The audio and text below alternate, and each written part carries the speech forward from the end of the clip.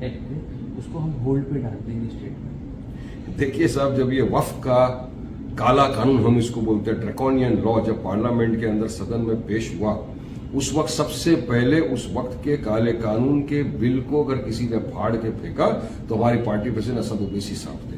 तब कहां थे ये लोग, इनका तो अता पता ठिकाना नहीं था। उसके बाद में जब सुप्रीम कोर्ट में इस काले कानून को चैलेंज किया गया, वहां भी हमारी पार्टी याचिका करता है, हमारे अख्तर ईमान साहब ओवैसी साहब ने डाली है वहां पे पिटीशन सुप्रीम कोर्ट के अंदर, जिसके अंदर सुनवाई चालू है और सुप्रीम कोर्ट ने इंटरिम आदेश भी दिया है। कुछ जो प्रावधान इन्होंने लाया था वो हमने कहा कि नहीं, ये बेबुनियाद, उसको तो सुप्रीम कोर्ट ने स्टे लगा दिया। लेकिन हमारा ये मानना है कि तमाम जो ये लोग इसके अंदर छेड़खानी कर रहे हैं वो साफ ये नीयत दर्शाती है बीजेपी की, इनकी नीयत में खोट है।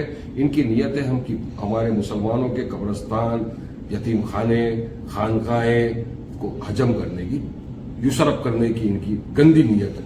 हम इसका अपोज करें। मुस्लिम पर्सनल लॉ बोर्ड ने पूरे देश के अंदर संविधान के दायरे में का एहतजाज छेड़ा, हम उसका हिस्सा है। ये लोग कहां है बताइए मेरे को। तो इनका क्या पॉलिसी है मालूम है? चुनाव के पहले मुसलमान को हेलीकॉप्टर में बिठाएंगे दाढ़ी टोपी वाले, चुनाव के बाद उसको उठा के लात मार के बाहर फेंक देंगे।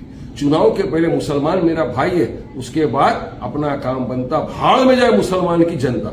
आज अब इनकी हिपोक्रेसी देखो कैसे एक्सपोज होती है महागठबंधन वालों की। 2% वाला मल्ला सानी उप मुख्यमंत्री बन सकता है, उसको अनाउंस कर दिया। 14% वाला यादव मुख्यमंत्री बन सकता है, अनाउंस कर दिया।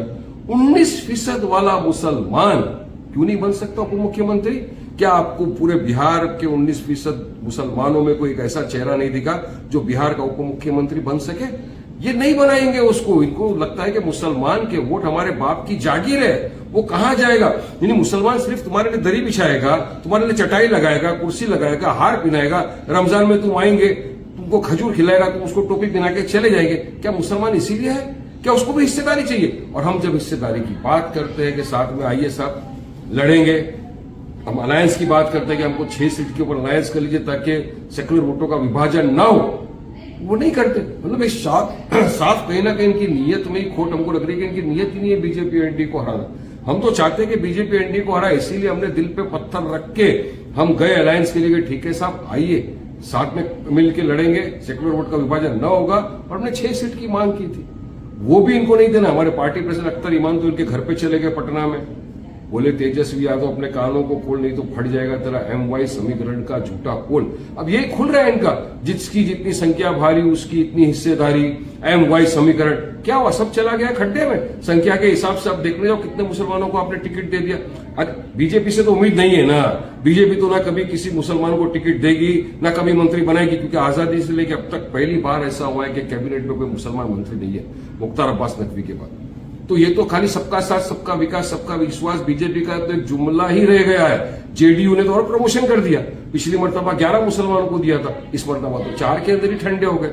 तो ये सब पूरा देश देख रहा है। और इनसे जिनसे उम्मीद थी, इनको तो बस लगता है कि मुसलमान कहां जाएगा कहां भागेगा, वो तो हमको ही वोट देगा, उसका वोट तो हमारी जागीर है ना, हम चुनाव के पहले लॉलीपॉप दे देंगे, चुनाव के बाद नहीं। मुसलमान समझदार है बिहार में, समझता है कि किसके साथ जाना चाहिए, कौन मेरे साथ कांधे से कांधा मिलाकर खड़ा रहेगा, कौन मेरे लिए हक इंसाफ न्याय की बात करेगा। इसलिए वो एक विकल्प देख रहा है और उसको विकल्प के तौर पे दिख रहा है मजलिस इत्तेहादुल मुस्लिमीन। तो आएगा हमारे साथ इंशाल्लाह। हमको यकीन है कि पहले से ज्यादा हमको अच्छी कामयाबी मिलेगी। आपने तो बात की है कि